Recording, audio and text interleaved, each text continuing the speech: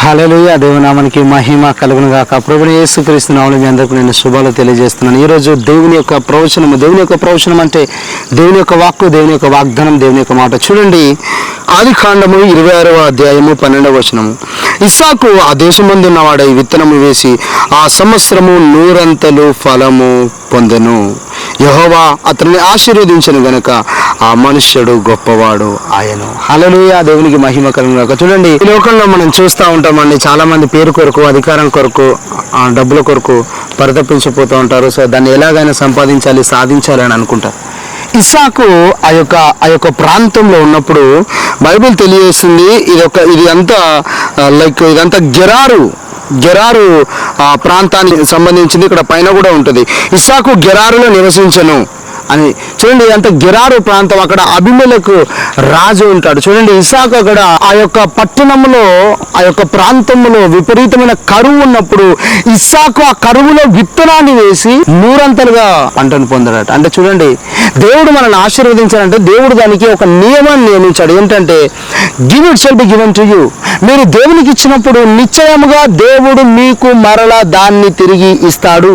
చాలాసార్లు దేవుని యొక్క ఆశీర్వాదం ఏ విధంగా పనిచేస్తుందో మనకు అర్థమవ్వదండి. ఇస్సాకు చూడండి, కరువులో విత్తనం వేశాడు. మన జీవితంలో కూడా ఒకవేళ మీ వీడియో చూస్తూ ఉన్నారు, ఈ యొక్క ప్రవచన వాక్యం చూస్తూ ఉన్నారు, మీ జీవితంలో యొక్క ఆర్థిక కరువు ఉందా, అయితే మీకున్న దానిలో నుండి దేవునికి విత్తి చూడండి. మీరు ఏ మందిరానికి వెళ్తున్నా, మీరు ఎక్కడ సేవలతో కనెక్ట్ అయినా, ఎక్కడ సేవకులతో, ఎక్కడ పరిచర్యతో మీరు అంటుకట్టబడి ఉన్నా అక్కడ విత్తండి. మీరు ఎవరైతే నిజమైన నమ్మకమైన దేవుని యొక్క పరిచయం చేస్తారో అక్కడ విత్తి చూడండి, ఖచ్చితంగా నీవు 1000 పంటను కోస్తావు. బైబిల్ తెలియజేస్తుంది, యెహోవా ఆ మనుష్యుని ఆశీర్వదించను గనుక అతడు గొప్పవాడాయను. మనం ఎంత ప్రయాసపడ్డా డబ్బులు సంపాదించుకోలేమండి, ఇట్ ఈస్ ఇంపాసిబుల్. కానీ దేవుడు మాత్రము నిన్ను ఆశీర్వదిస్తే నీకు డబ్బు వస్తుంది, పేరు వస్తుంది, ప్రఖ్యాత వస్తుంది, ఆరోగ్యం వస్తుంది, అన్నీ వస్తుంది. ఎందుకంటే ఆశీర్వాదం అనేది ఒక ప్యాకేజ్ లాంటిది. Yes, it is a package. ఆ ప్యాకేజ్లో అన్నిటినీ దేవుడు నీకు ఇవ్వడానికి సిద్ధంగా ఉన్నాడు. కానీ నీవు చేయవలసిన పాట ఏంటంటే, you need to so to Kingdom of God. దేవుని రాజ్యానికి మనం విత్తినప్పుడు దేవుడు సర్వ సమృద్ధితో మిమ్మల్ని, మీ కుటుంబాన్ని ఆశీర్వదిస్తాడు, మిమ్మల్ని, మీ కుటుంబాన్ని విస్తరింపజేస్తాడు. చూడండి, ఏదో దేవుని యొక్క ఆశీర్వాదం లేకుండా ఎవరు గొప్పవారు కాలేరు.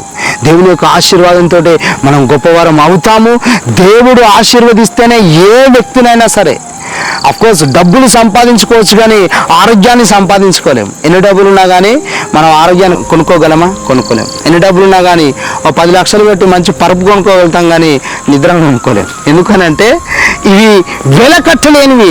అవి ఎవరు ఇవ్వగలరంటే దేవుడు ఇవ్వగలడు. దేవునికి ఆ సామర్థ్యం, దేవునికి ఆ శక్తి ఉంది, దేవుడు చేయగలడు.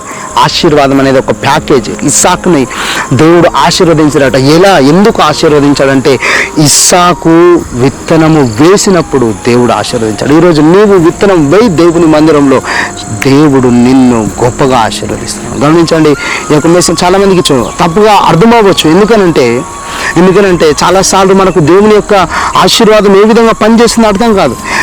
ఈ యొక్క ప్రవచన వాక్యం ఏంటంటే, నేను నమ్ముతున్నాను అనేక మంది యొక్క ఆత్మీయ నేత్రాలను, అనేక మందికి ఈ యొక్క మర్మం అర్థమవుతుంది. సో నేను నమ్ముతున్నాను, దేవుడు ఈ యొక్క ప్రవచన వాక్యం ద్వారా అనేక మందితో మాట్లాడుతున్నాడు. దేవునికి మహిమ కలుగుగాక. మీరు విత్తనం వేయండి, మీకున్న దాంట్లో వేయండి, మీరు 1000 పంటను కోయబోతున్నారు.